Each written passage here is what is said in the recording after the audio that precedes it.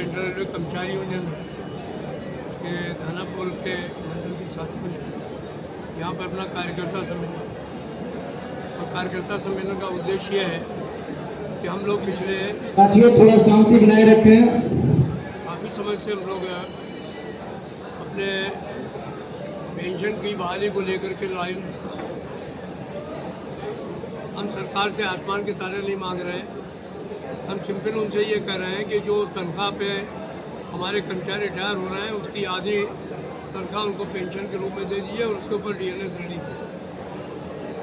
अभी एक कमेटी उन्होंने बनाई है, वो कमेटी अपनी रिपोर्ट भारत सरकार को नहीं सौंपी है, लेकिन हमारा उनसे 12 जुलाई को सारे देश के अंदर ऑल इंडिया रेलवे फेडरेशन ने जगह जगह पर प्रदर्शन करने का, रोष प्रकट करने का आह्वान किया है, ताकि 23 जुलाई को जब बजट आए तो हमारे वित्त मंत्री जी हमारे देश के तमाम कर्मचारियों को यह ऐलान कर सकें या बता सकें कि नहीं, हम कर्मचारियों के दुख दर्द को समझ रहे हैं और हम उनके पेंशन के बारे में एक घोषणा करें। तो 12 जुलाई हमारे लिए बड़ा क्रुशियल दिन है, उसकी तैयारी की भी बात है यहाँ पर पुरानी पेंशन की बहाली को लेकर के। दूसरा यह है कि आने वाले समय में भारतीय रेल पर तमाम किस्म के संकट हैं, जिनमें कि जो वैकेंसीज हैं उनको भरे जाने की बात है। हमें खुशी है कि रेल मंत्री ने अभी एक मीटिंग करके जो लोको पायलट्स हैं उनकी भर्ती की संख्या को बढ़ाने का काम किया है और तकरीबन 20,000 लोको पायलट निकट भविष्य में भर्ती होंगे। इसी तरीके से करीब 6,000 के करीब जूनियर इंजीनियर भर्ती होंगे। अभी टेक्नीशियंस भी बड़ी संख्या में भर्ती होने वाले हैं और 1 लाख के करीब 1800 के ग्रेड पे में भी लोग भर्ती होंगे। तो ये जो काम का बोझ वर्तमान कर्मचारियों पर बढ़ रहा है और जिसकी वजह से रेलवे की संरक्षा भी खतरे में है, उस दिशा में भी all India railway federation Bharat सरकार पर बराबर दबाव बनाए हुए है और मैं समझता हूँ कि वर्तमान रेल मंत्री काफ़ी प्रोएक्टिव हैं, वो इसको करने का काम करें। पेंशन के अलावा और क्या मुख्य मांग है? एक और मुख्य मांग यह है कि अभी पे कमीशन जो है वो बनाने का या बैठाने का वक्त आ गया, तो 2 साल अभी बाकी है उसमें, लेकिन इतना समय लग जाता है उसमें। हमारी ये भी मांग हमने शासन से करी है, भारत सरकार से की है कि इसको भी अविलंब जो है बैठाया जाए, ताकि इससे जो है वो। और एक मांग जो हम लोगों की थी कि हमारे तमाम जो कर्मचारी काम कर रहे हैं उनको प्रोन्नति के अवसर होने चाहिए, तो इसके लिए कार्डर रिस्ट्रक्चरिंग की कमेटी का गठन हो गया है और बहुत जल्दी इस पर जो है वो और बैठकें होंगी और लोगों के प्रोन्नतियों के रास्ते आगे बढ़ने का काम। अभी बाकी रेलवे के बारे में बहुत सारी चीज़ें जो हैं वो दुष्प्रचार भी होते रहते हैं। राजनीतिक दृष्टिकोण से मैं समझता हूँ उचित नहीं है।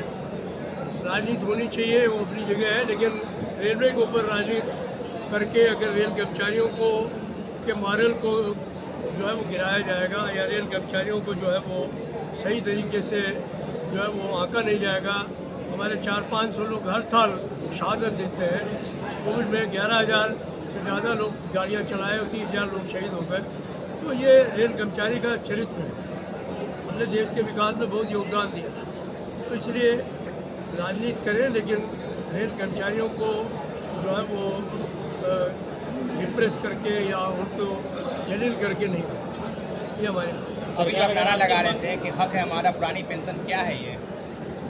इसका मतलब यही है कि जो तनख्वाह हमको मिलती है, जिस पर हम रिटायर होते हैं, उसका आधा पैसा हमको पेंशन के रूप में मिलना चाहिए और उसके ऊपर हमको महंगाई भत्ता मिलना चाहिए। यही हमारी मांग है और जब तक ये मांग मिलेगी नहीं तब तक हम लोग शांति से बनेंगे। तो अभी देखा जा रहा है कि रेलवे में हादसा बढ़ गया है, तो क्या कुछ कानून समझते हैं?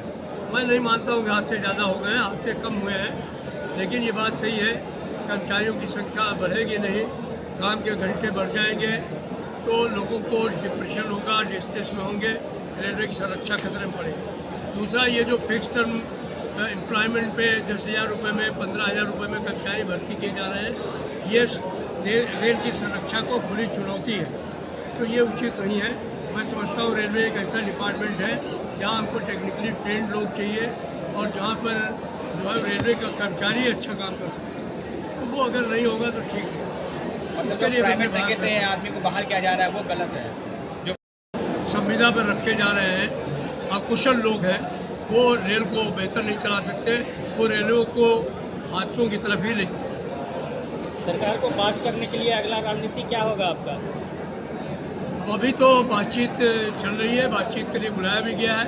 हमने मई को सारे देश के कर्मचारियों को आह्वान किया था, राज्य कर्मचारी, शिक्षक, केंद्र सरकार के कर्मचारी सभी मिलकर के हड़ताल पर जाने वाले थे। सरकार ने बातचीत की तो हम लोगों ने अपना निर्णय टाल दिया है। अभी सरकार फिर बातचीत करने वाली है। अगर बातचीत हमारे हक में होगी तो ठीक है, नहीं होगी तो तमाम जो joint forum of restoration of old pension system के साथी हैं उनको फिर इकट्ठा करेंगे और राष्ट्रव्यापी संघर्ष का आह्वान